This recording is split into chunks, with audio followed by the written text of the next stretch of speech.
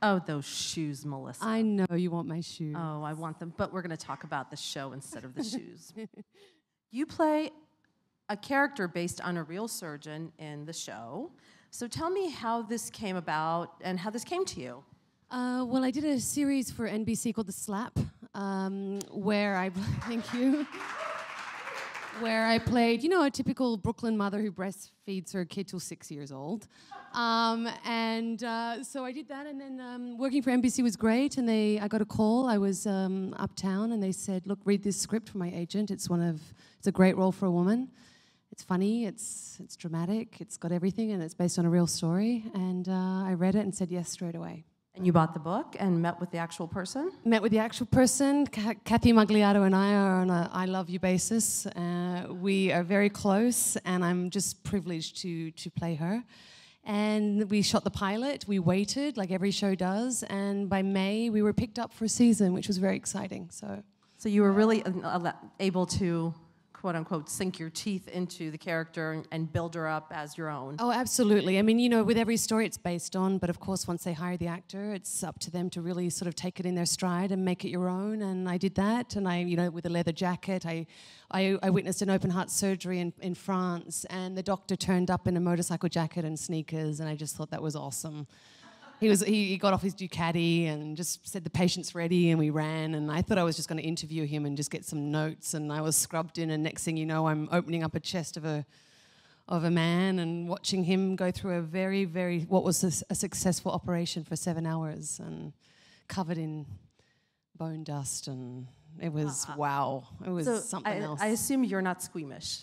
Well, I'm not. I mean, I didn't pass out, but there was somebody there just in case I did pass out to catch me. And that's a true story. They were there, and I couldn't believe it when I saw the beating heart inside someone's body. And then I had to run home, quickly shower, because I had to go to a fashion show straight away, and I was just like a mess. So these surgeons are really the good ones. They're quite godlike. They're amazing. And your surgeon in particular is very, I would say, idiosyncratic, competitive. Fierce, yes. Very opinionated. Yeah. Was she written that way?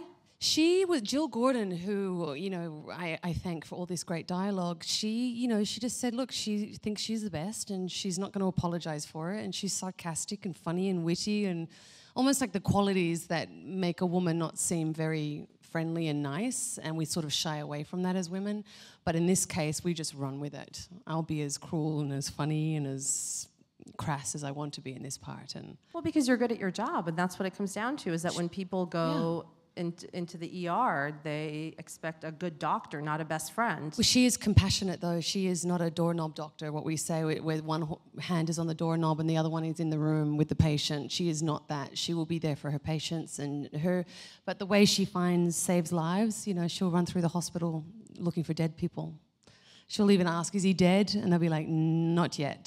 He's doing great. She's like, oh, because I just want his heart just to put it in somebody else, you know? That's what she does. She runs around the hospital doing that, which I find so funny. How did you learn all the proper hand gestures to make the surgeries look believable? Because well, we train a lot for that, actually. You know, when we go to work in the morning at Universal Studios, I first have 18 coffees, and then I could start talking. And obviously I'm Australian, but I play an American, so I have to do my dialect training in the trailer. And then I get the terminology sent to me in the trailer. The words are like 10 syllables long.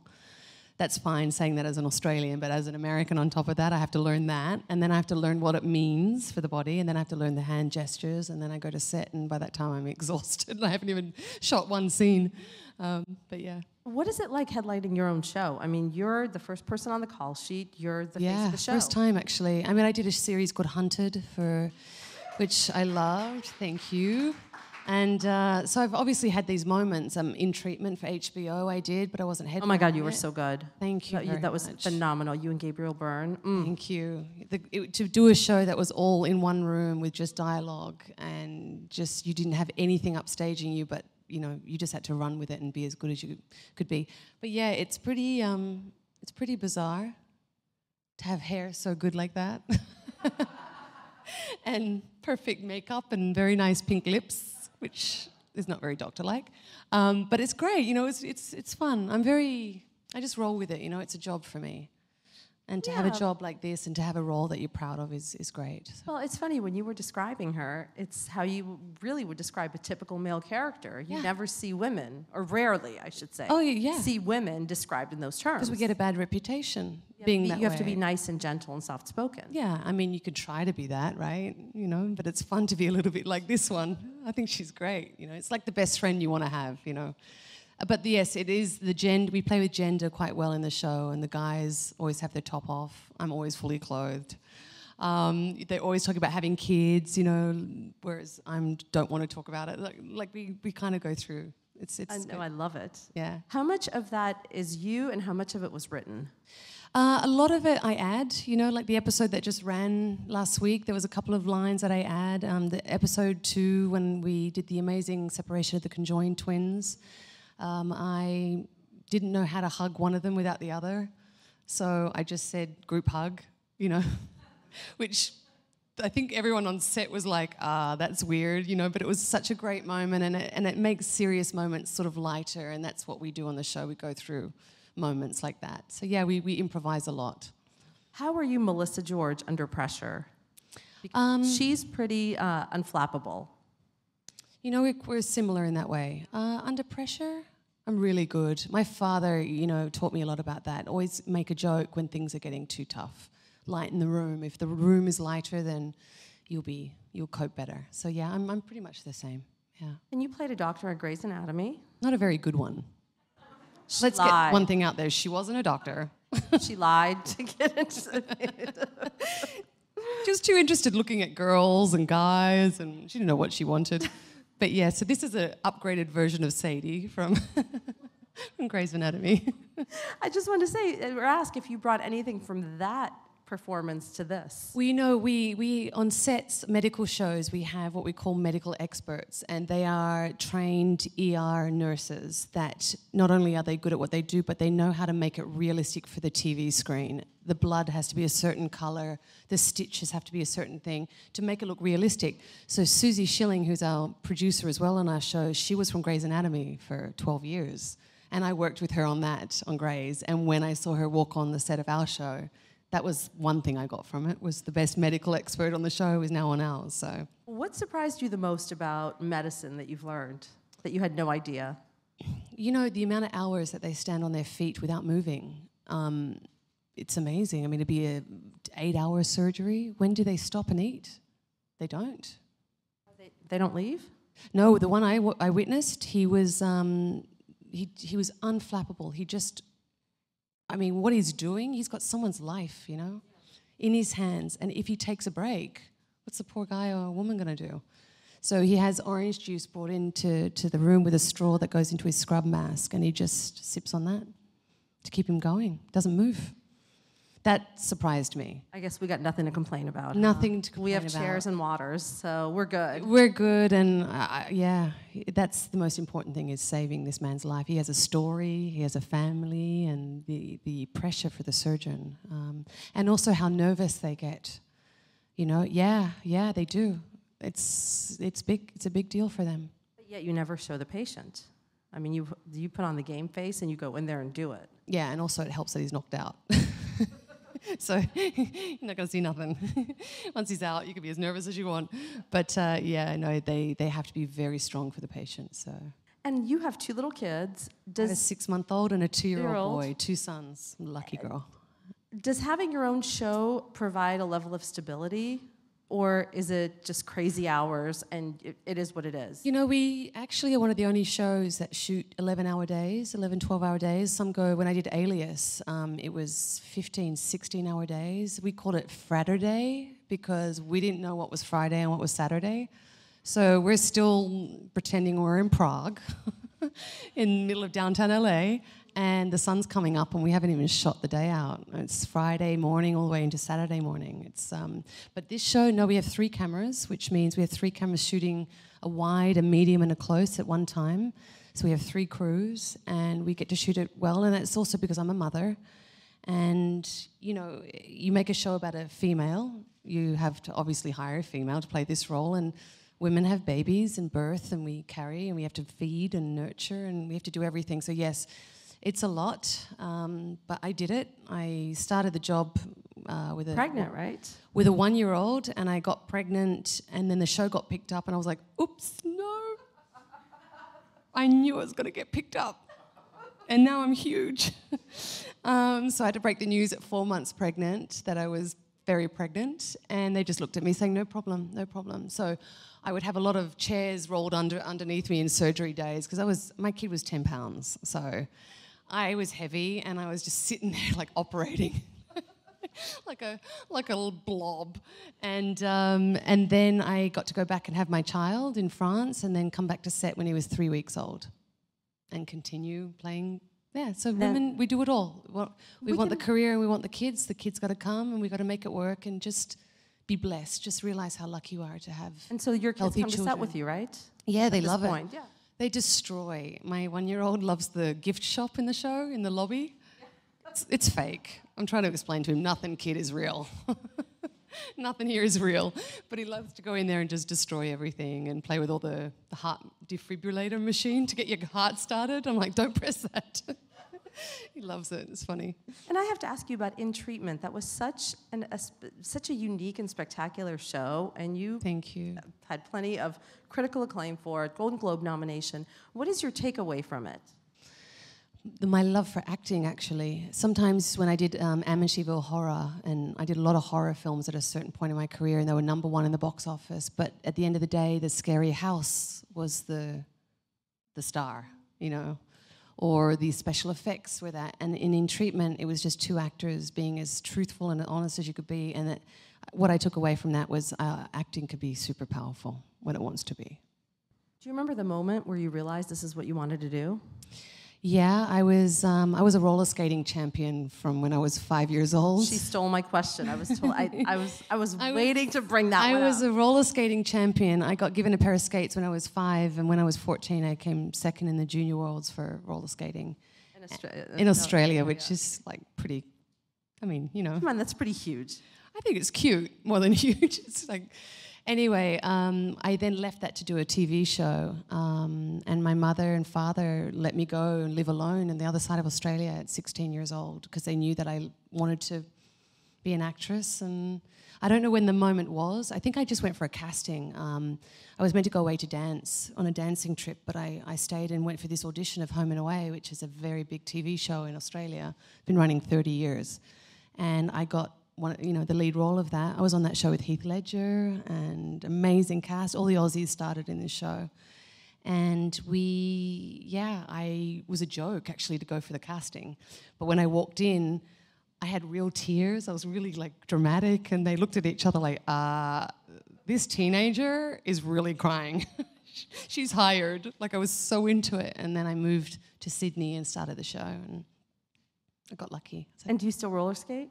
Well, we did an episode that just aired where we raised money for the hospital, and Alex Panttiere is a very good roller skater. And so I was doing all tricks and stuff like that. But of course, being her, she wanted to win, and she's pushing people with bedpans and getting them off the track, and she has to just win. It's just, hopefully people like that in her. Well, it's the God complex. That's what makes you a good doctor. Yeah, if you don't have it, exactly. Right? Yeah. I mean, come on now. Where do you want to see the series go? I want to see it get a second season. Pilot to first season, there's a lot of growing pains, you know. It deserves a little bit of time. And what's great is we're going up and up and up in the viewership. And now we have, on demand. And we have people that watch it on Hulu and after. And so we have this thing called Live +3 and Live +7. So the real ratings don't come from live TV anymore. They come from after. And so, we want to find more people that love it, and the cast is so good, All the cast in it are great. It's the first time I've seen a show where I love every single person that comes on the screen. And it is a pretty stellar cast, and Dave and Abel is hard on the eyes, so I'm sorry that you have to spend your days with him. It's really tough. It's just, no. Yeah. You should demand a better boyfriend. I know. I helped in the casting of all those. And you're also a master inventor, as Oprah dubbed you. Yeah, so I was at the Met Ball a couple of years ago, and a friend of mine made me a dare to go up to Oprah. I had a few glasses of wine, and I said, okay. So I go up to her and I'm like, Oprah, hi, I'm hemming my way, which is the name of my invention. I'll get there. Bear with me. Hemming my way is the world's first snap hem, and it's an adhesive button that makes your jeans short for flats, and you can unsnap them for heels. And it's called Style Snaps, and it was sold in every Dwayne Reed, every Bed Bath & Beyond many years ago, and now we're doing a very exciting thing where we're redesigning the product, the box, the stickiness. I have them all over my body, by the way, but I'll show you in a minute. So I go up to Oprah, and I'm like, I'm hemming my way, 3 glasses of wine. And she goes, I know. Everyone in my office loves them. And I was like, what? This was easy. My friend's like, what? And then she tickled me. What?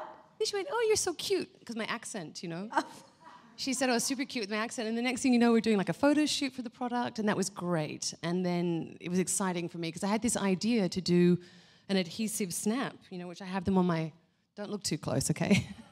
So there's a problem when women wear shirts. Men can see through between the holes, right? Between the buttons. Like, they don't have, 3 buttons in a row, so you can't see like that. So I invented something so you can see. Ha, ha, ha. Sorry, guys. So it's like an adhesive snap. And it just it snaps in between your buttons. And then I have them on my rolled cuffs. Look, they're here, that keeps cuffs in place. So my little adhesive trick. So we're now going to rebrand it, redo it in a couple of months to start re-releasing them. But we sold 15 million units. 15 million pieces of this little idea that I had on a movie, and I was tired of my hems dragging on the ground. I wanted to snap up my hem, wear my flats, and then unsnap it for heels. I wanted 2 hem lengths with the same pair of jeans. But the biggest use is my lapels here that were flying in the wind. So I just style snapped them down. You know what I mean? I think that's awesome. How did you sit down and do it? So I did a movie in Scotland called A Lonely Place to Die, and I'm so proud of this movie. But I kept saying, I'm in the middle of the Highlands in Scotland, going, guys, I have orders that I need to fulfill of my hemming my way. So the grips would have to get an extension cord through the mountain into my trailer with my computer so I could sit there in the jungle just doing my invention. So guys can't look through the... What? That is actually a legit problem because if you buy a shirt with button that's too big, they can see through it, and if it's too small, then they do this. I have them all everywhere. Yeah. Many, many uses. Melissa, I'm just in awe of you. What was your reaction when Oprah was like, I know? I know. I don't remember. You just went to a blank space in your head? Yeah. So then I dared my friend to go up to Karl Lagerfeld and give him a big hug. Of course she did. She's with Carl like this, giving him a big old hug. It sounds like you went to the best Met Ball ever. It was a good one. Oh my God. Are you super into fashion? Super in fashion. I would be in Paris and a big movie star would be there. And I'd be like, yeah, it's cool. And then I go to a dinner and Jean-Paul Gaultier is there. And I'm like, Jean-Paul Gaultier. Or Karl Lagerfeld sitting right behind me having sushi. I can't believe it. I love designers. I love fashion. I love all of that. I got to have lunch with Azzedine Alaya in his atelier, and I got a great shot with my son sitting on his lap when he's designing. They're the things I love. I love fashion a lot. And I'm going to Cannes for the festival on Wednesday, and it's nice to, wear a dress and do your hair and all that sort of stuff. Get all glammed up. It's different to this. This is... Well, I was going to actually ask you. This is my hard work. She's in scrubs most of the time. She's in scrubs. So do you let your inner fashion demon out on the red carpet? Yeah, you can't let it out too much. You got to try and keep it. It's a real process, You got the dress, and then they have the hair and makeup team meetings, and they decide what hair and makeup will look right with their gown, and what color nails, and then they got to get the earrings, and it's like a full-on process. And I'm like, I just walk, wear anything, I'm good. But yeah, they're very into it over there, especially. What's been your biggest pinch me fashion moment? Pinch me fashion moment. I was nominated for a Golden Globe, and I was so blown away by that. And my publicist for In Treatment, and my publicist got Giorgio Armani to make me a gown, and that was really special. And I was so in love with this dress. It was beautiful. So. And it is true that they all have to go back the next day, right? I have a rule.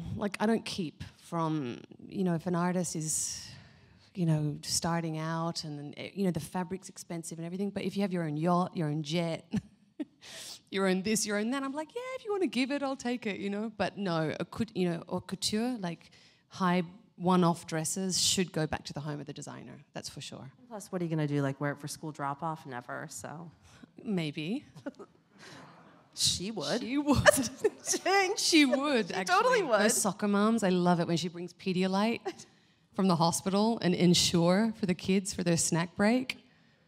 And the snack moms are like, yeah, I'm like, come on, if it's good enough for critical care patients, it's good enough for the kids, right? I think your mom and the slap would disagree. Yeah. Very much. I'm very sensitive about the mom in the slap. I once worked with an actor that came onto this show, and she was like, oh, that kid was so naughty, I would have slapped him. And I'm like, oh, we can't be friends. We are not going to get along. Nobody hits my kid. I actually thought the same thing. Did you? Oh, like, and cut his hair already. But here's the thing. Like, if you're 40 and the kid's 4, I'm getting really sensitive now. I get really upset when people are like, that was my kid. I know he's still being breastfed at 6 years old, but come on. And now for our audience, please. Hey, Melissa. Hey. Good evening. You've always put out quality work throughout your career, so it's cool to have you here. Thank you. David Lynch is one of my favorite directors. What was it like working with him a couple of years back? And because I'm still thinking about those 18 coffees, how do you take your coffee? Oh, lovely. Well, I'll start with the coffee question. I take a flat white, which is an Australian drink, which now the good cafes in New York, like Blue Stone and all that, are making. And David Lynch, I'll start with his casting process. He doesn't make actors audition. He gets the casting agent to take Polaroid pictures of their face, and he lays them out on a table, and he will point to the ones he wants after he's meditated on them. So it's beautiful. So when I got the role of Camilla Rhodes in Mulholland Drive, I turned up to set. He hadn't met me, and he just looked at me, and I remember he said, better than I expected. And I was so touched. And then I was singing the song, and he gave me the music to memorize and to mime the day before. And I loved when I was performing because he was standing on a director's chair with a loudspeaker yelling to me, sing for me, Melissa, sing for me. And he's one of the directors that will look you in the eyes even though you're meant to be in character, but ultimately you are performing for him. And it was magical. And then it was a pilot for ABC, and then he turned it into a movie, which became the movie that we all know, Mulholland Drive. And he sent me an email. I was in Bali, and he said, Melissa, it's your friend David Lynch. I'm turning the Mulholland Drive, the pilot, into a movie. Could you please come back from your vacation in Bali? So I left my family there, got on a plane, turned up to set, and I'm like, David, I'm here. What do you need me to do? And he goes, I just need you to make out with Laura Harring at the table. I'm like, what? And so that scene at the end where I walk in and I kiss her for a very long time, it felt. And I'm like, a few takes, I'm like, David, you're not calling cut. Like, that's not fair. And he honestly would just let the kiss go forever and ever and ever. I'm like, you got to call cut at some point. So I came all the way back from Indonesia just to make out with Laura Harring. That was it. That was it. And it was my birthday. I'm like, do I get anything for that? And he gave me the dress I wore, the pink dress, and a bottle of wine. It's like really sweet. So I love that man. He's if I could work with him every day, I would. He's That's a cool story. And there was a fire on the set. I remember that. No, there was almost a fire because we were shooting in a warehouse in LA, and the fire brigade came and they see David Lynch smoking one after the other on the set, you know. It's David Lynch. You're not going to tell him to put out his cigarette. And so I remember that moment very clearly. And he also has a swear box that if you curse or swear, you have to put money in a box. How much? Yeah. How much? I don't remember. I'm assuming it's like $1 every time you say something. So he had a lot of quirks, but he's a very gentle soul. The other story I have about him was when it was a pilot, I had a huge monologue to do that you didn't quite see the finale of that because he turned it into a movie, and he gave me that monologue 10 minutes before I filmed. And so I had to really memorize it really fast, a whole page. And I said, David, what does it mean? And he said, whatever you think it means is what it means. I'm like, and the movie too? What does the movie mean? said, what is the movie about? And he goes, whatever you think it's about is what it's about. I'm like, oh my God, this is no help. I went to see the movie and I'm like, I think I know what it's about. Oh yeah, now I got it. No, of course we know what it's about now, but yeah. So yeah, thanks for the question. Hey. I have two questions. In regards to Heartbeat, what was the craziest thing you learned about Dr. Macliato? And in terms of Hunted, is there any hope for a possible movie to finish off the storyline? I would love for Hunted to come back. Yeah, it was such a great experience, shooting in London and playing British and American and all that. But I don't think so. I'm not sure. You know, sometimes we were going to do season 2 and then I got pregnant again, as you do. And it was too physical. There was a lot of action and I didn't have a stunt double, so I couldn't physically do season 2. And then you move on, and I did other jobs, and I did the slap, and sort of life takes its, you know, a different direction. But the funniest thing with Kathy Magliato is the size of her hands. They're impressive, and they're larger than a man's hands. Yeah. So when she holds a heart, it's like nothing in her hand. And she can delve into a cavity and just... pull it out. And she's wicked, wicked funny. And she wears like black nail polish and stilettos, and she's like a rock star, literally a rock star. Love her. Hey, Melissa. Hey. Great having you here. Thank you. I have two questions also. First off, since we have so many medical dramas on TV, how do you feel that Heartbeat kind of sets them apart? And my second question is, I know you were on The Good Wife a couple years back, so I don't know if you caught the finale or not, but... I didn't catch the finale of The Good Wife because I haven't caught up with the last few episodes, so I need to watch that first before the finale, so don't tell me. I loved working on The Good Wife. It was actually my boyfriend. He said, when I got offered the job, I was like, you know, I'm not in New York. And he goes, no, it's my favorite show. You have to do it. So I'm like, okay. So I literally, that was a gift to him. Ultimately a gift for me too in the end. You know, medical dramas, there's a lot of them, but it's not really about the medicine. It's about the characters and do you love them or not. And it's about building different characters and chemistry and new storylines. And so I think there's room for all of us actually in that medical genre. We have a lot of law shows on TV, but you don't get sick of that. It's just whether you're in love and invested in the people. So I hope, you know, so far that it's a very different take. The tone of the show, it's not ER. Whereas this show, you remember the relationships and the story and the journey of this woman, and then you think, oh, and the surgery in that scene, that episode was this. It's not the focal point, which I think sets us apart. And again, it's just about whether you love us or not. The people, are you invested? And when can we see it? Which one? When can we see the show? When can you see this show? It's Wednesdays, 8/7 Central on NBC. Thank you so much, Thanks, Melissa. guys.